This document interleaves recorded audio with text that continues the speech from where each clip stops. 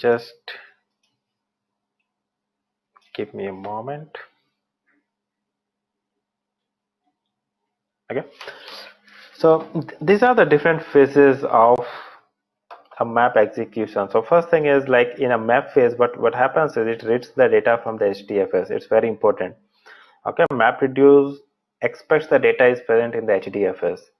Okay, so the first step that we need to do is we have to first make the data available to the HDFS, because map will always assume the data is in HDFS. Okay, the second thing that it does is it will pass the data as a key value pair, and then it will apply a map function. Okay, and then there will be a partitioning phase. So partitioning nothing but logically group all the data for a key together, and then shuffle is nothing but send the data to the reducer. Okay, so which key has to go to which reducer, based on that it's going to shuffle the data, and then there will be a short phase, and then final the reduce phase. Okay, these are the different phases of a map execution.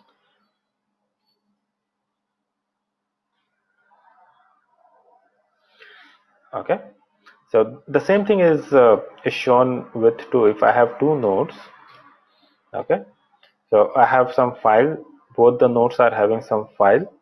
So first thing is it will be taking the input data, and then it will be creating some splits. Okay, and then this splits will be going to the map phase. Like over here, if you see, the number of the splits decide the number of the mappers. It's one-to-one mapping, right? So, and it's one of the top question. The top question is how many mappers.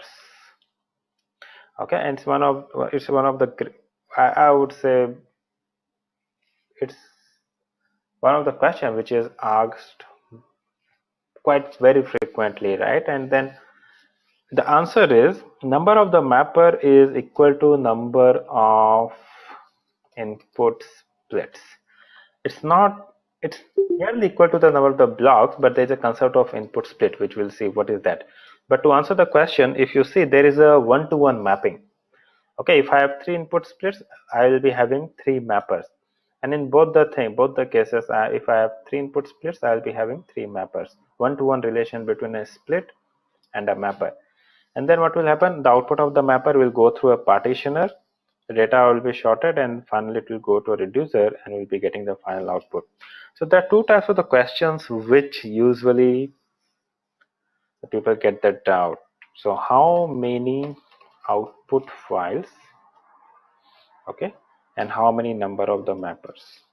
So number of the mapper is clear, it is equal to the number of the input splits, but how many output files? So in this case, can you tell me how many output files will it have if I am running two reducer? So node 1 and node 2 both are running this to reduce. So how many output files will have?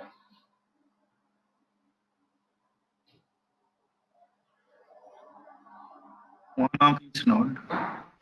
Right. So so each of the reducer will create one output file. Right. So same as number of reducers.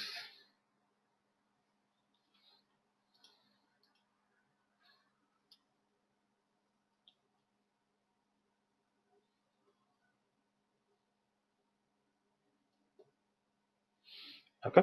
Now, if let's say there are 10 reducers for a job, it means there will be 10 output files. If you are running 5 reducer, you will be having 5 output files. Okay, there is a question. Sorting will be done by the key basis or the value basis? Definitely sorting will be done by the key basis, right? So you don't sort the things by the value, it will be always key basis. Yeah, for each node, for each mapper, not for the node, for the mapper. In this node, if you see, there are 3 mappers running, right? So each mapper, the data will be all over here. If you see, the sorting is happening, right? So all the mapper output goes to a partitioner, and then it will be sorted, and then it goes to the reducer.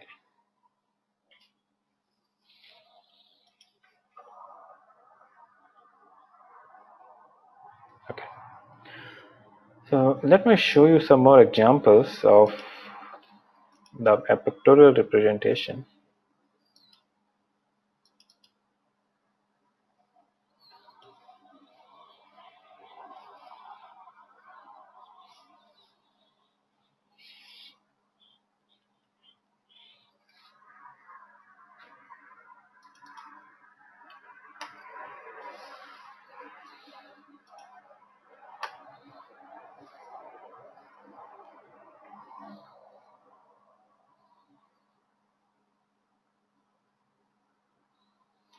Okay. Okay. Let's say the same thing I'm going to describe in a different way. Let's say I have a file. Okay. So the moment I store a file in the HDFS, it will be splitted into the blocks. Okay, it's going to be split into the block, something like this. It will be split into multiple blocks. Now each of the block it is ideally equal to one input split, but on what basis we'll discuss that. But once the data is splitted into the blocks, the next step is we have to run the mapper function, something like this, right? So each of the split goes to a mapper function where the data will be mapped by a key value pair. So it reads the data as an initial key value pair, which is the input lines, and then the map function is going to create the intermediate key value pair, something like this. Okay, so say for example, there are three types of the key: k1, k2, and k3. So something like dog, cat, and rat, for example, right? Let's say there are three different words, so each of the word become a key. So I'm getting three different types of keys: k1, k2, and k3. Over here also, let's say I just have three repeated words in the entire file. Okay, so what I will be having, I will be having the same repeated keys. Let's say k1, k2, k3. So each of the split, the output will be key and the value, key and the value, key and the value. Okay. Now I have each of the mapper has created this intermediate results for me, but I need to combine all of them and I need to partition the data based on the key, because I need the count of each of the key, right? So there has to be some aggregation layer happening which reads all the mapper output, and then it needs to send to the reducer. So if I'm running three reducer, let's say this reducer is processing all the k1 data, this one is processing all the k2 data, and this one is processing all the k3 data. Processing means aggregating all the k3 data, right? So all the k1 data from this, all these mappers, this might be present on different nodes, but I need to get all of them and send to this one where all the k1 data has to be processed, right? Final counting. So this process is known as shuffling, right? Let's say this is node 1, 2, 3, 4, and this is, let's say, node number 5. Okay, so all the data from node number 1, 2, 3, 4, I need to send all of them to the node number 5. Okay, let's say this is node number 6. So all the data, all the k2 data, and to send to the node number 6, and let's say node number 7 all the k3 data. So this is the shuffling phase where the data is moving from one node to the another. That's the shuffling phase, and all the partitioning is happening at a layer where we are combining all the keys together so it can go to a reducer. Okay, now where is the parallel processing over here? If you say this is the parallel processing and this is the parallel processing, right? I can run multiple mappers, I can run multiple reducers, I can split up the data into smaller parts, and using the way of divide and conquer. What I did, I broken down a bigger workload into smaller pieces, divided them into smaller pieces, and then I reduced it, right? So it's kind of a divide and rule.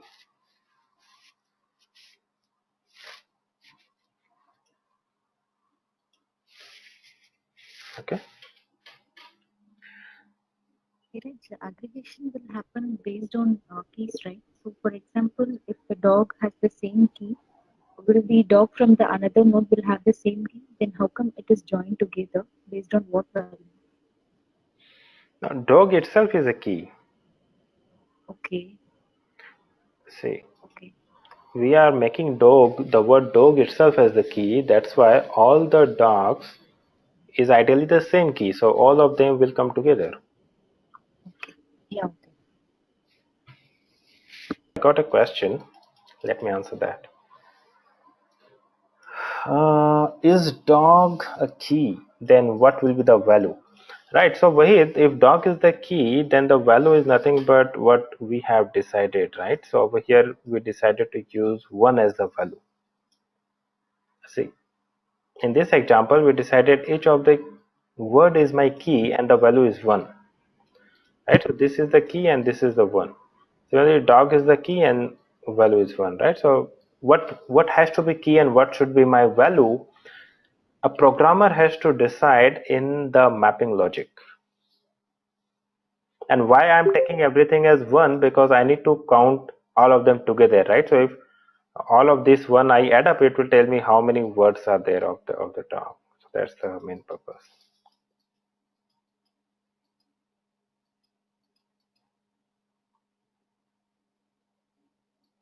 Dheeraj, regarding input split, you will be explaining more later, or? Yeah, I'm going to explain now in just a few minutes, okay? Okay, sure. Okay, there's another question. How many mappers are marking the key for redundant values? There is no such concept of redundant values. How different mapper are marking the same key in a specific view? See, no matter if it is redundant, there could be multiple redundant keys in the same mapper. Doesn't matter.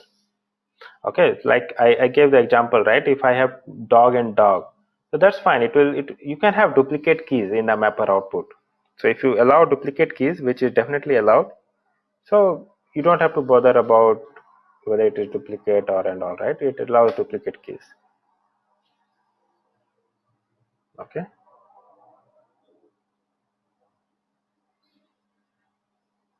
All right. Okay. So yeah, duplicate is absolutely fine because it doesn't matter. Mapper output, you can have duplicate keys.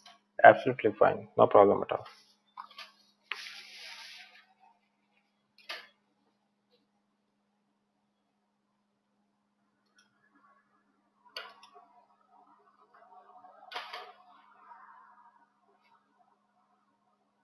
So how they are marking the same in different mapper?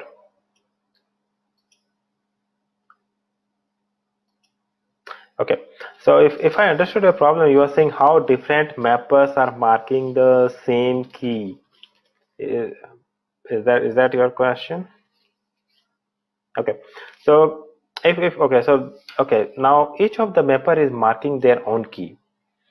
If you look into this, see, in this case, I had these words going to, let's say, mapper 1 and these words going to mapper 2. So what this mapper will do, it will mark its own key, right? So it marked all of these things. Okay, and whatever data came to the another mapper, right? So that marked over here. So over here, if you look into this is output of, let's say, this is mapper 1. Okay, the first one, it went to mapper 1 and this is how it mapped it. The rest of the data, it went to mapper 2 and that's how it mapped it. So a mapper, these are two separate processes which might run on the same node or maybe might run on different node. We don't know where they are going to run, right? But the bottom line is they are doing, so when this mapper is running, it doesn't know what other mappers are doing. It's completely independent, right? So for this mapper, the only input data is this much. So it just mapped everything as key value, key value, key value. For the another mapper, it doesn't know what is this one. It got only this as the input. So it just mapped it like this, right? So mappers are not talking to each other. Mappers are only doing their job on a given input file or the input part of the file which they have to work on. Okay.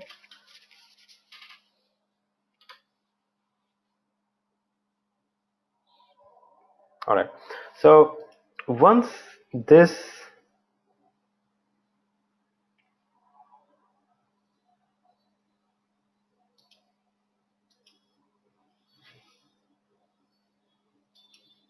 no, so map2 is not marking as dog2. Map2 is also marking as dog1. See, This is what map 1 marked as dog1 and map 2 also marked it as dog1, right? And while doing the shuffling, both the dogs came together.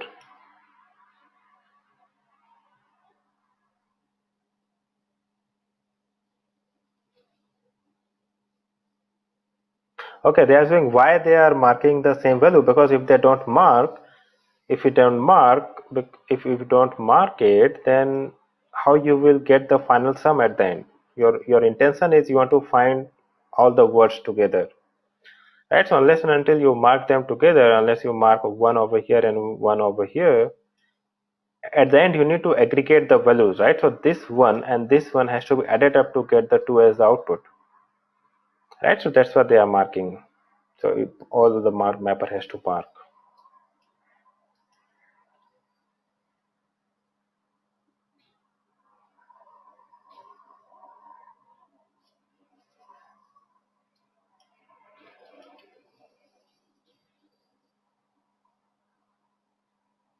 Okay, from where they are getting the key values, the programmer who is running this job, he has to define what is going to be the key and what is going to be. So just look for an example. I'll show you an example in some time and then it will get clear, okay?